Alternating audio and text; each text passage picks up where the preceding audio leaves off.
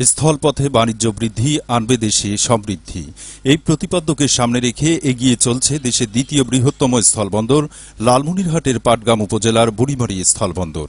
ত্রিদেশীয় বাণিজ্যের কেন্দ্রবিন্দুতে পরিণত হয়েছে এই স্থলবন্দরটি। আমদানি রপ্তানি এবং যাত্রী পারাপারের মাধ্যমে দেশের রাজস্ব খাতকে সমৃদ্ধ করছে এই স্থলবন্দরটি।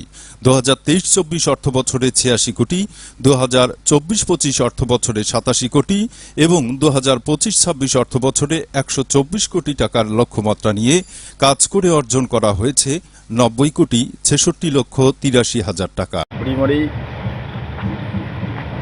স্থলবন্দরে আগের তুলনায় অনেকটা ব্যবসা উন্নতির দিকে। বর্তমানে ইন্ডিয়ান পাথর না আসার কারণে একটু ব্যাঘাত ঘটছে। যদি ইন্ডিয়ান পাথর শুরু হয় মোটামুটি আগের তুলনায় অনেক ভালো হবে ব্যবসা।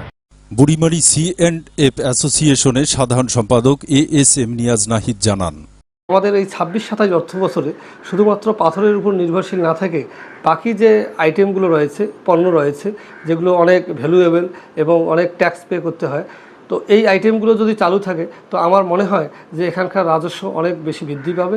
বুড়িমারী আমদানি রপ্তানিকারক অ্যাসোসিয়েশনের সাধারণ সম্পাদক আনিসুর রহমান রাজু জানান, এই রাজস্ব আয় আরও বৃদ্ধি করা যাবে যদি আমাদের স্থলবন্দর থেকে লালমনিরহাটগামী সড়কটি সংস্কার করে 4 লেনে রূপান্তরিত করা যায়।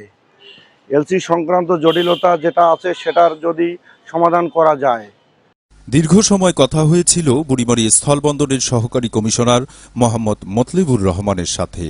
গত বছরের তুলনায় এবছর রাজস্ব বৃদ্ধি পাবার সম্ভাবনা দেখছেন তিনি। বুড়িমারী স্থলবন্দরের আয় বৃদ্ধি করতে লালমনিরহাট বুড়িমারী মহাসড়কটি দ্রুত সংস্কার সহ সকল সমস্যার সমাধান হোক, এমনটি প্রত্যাশা সকল মহলের। লালমনিরহাটের পাটগ্রাম উপজেলার বুড়িমারী স্থলবন্দর থেকে ফিরোজ হোসেন, বাংলাদেশ বেতার, রংপুর।